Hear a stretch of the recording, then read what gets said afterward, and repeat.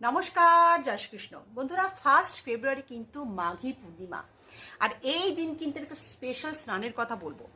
মাঘী স্নান কিন্তু ভীষণ গুরুত্বপূর্ণ বলা হয়, মানা হয় যে দেবতারা কিন্তু গঙ্গাতে স্নান করতে এদিন আসেন। তবে তোমাদের পক্ষে কিন্তু সম্ভব নয় গঙ্গাতে গিয়ে স্নান করার। বাড়িতে বসেই তোমরা কিন্তু যে স্নানটা আমি বলবো সেটা কিন্তু করতে পারো। তো তার জন্য তোমরা কি করবে? তার জন্য অবশ্যই নেবে 4 চামচ এমনি প্লেন জল, 4 চামচ দুধ মানে কাঁচা দুধ এবং 4 চামচ অক্ষত চাল। স্নানের শেষে সেটা কিন্তু সবগুলো নিয়ে মেশালে স্নান হয়ে গেল। স্নানের জলে তারপরে কিন্তু এটা মিশিয়ে দিবে, ভালো করে মিক্সড করে নিয়ে সেই জলটা তোমরা পুরো মাথা থেকে পা পর্যন্ত ঢালো। এই স্নান কিন্তু মানা হয় যে মাঘী পূর্ণিমার মাঘের যে এই স্নান ভীষণ ভীষণ গুরুত্বপূর্ণ, ধন্বন্তরী একটা টোটকা। এই দিন যা তুমি চাইবে এই স্নানের মাধ্যমে তোমার কিন্তু পূরণ হবেই হবে।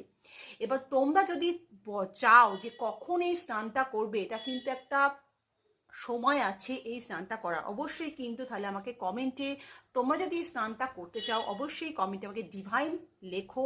আমি কিন্তু স্নানের সময়টা অবশ্যই বলে দেবো তোমরা কখন করবে। মানা হয় পুরো দেবতাগণ এই দিন কিন্তু জাগ্রত থাকে। মাঘী পূর্ণিমার মাঘের স্নান কিন্তু ভীষণ ভীষণ গুরুত্বপূর্ণ।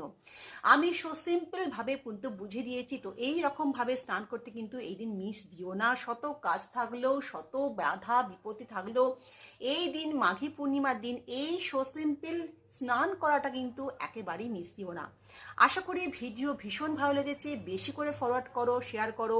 ভালো থেকো, সুখে থেকো, শান্তি থেকো। নমস্কার।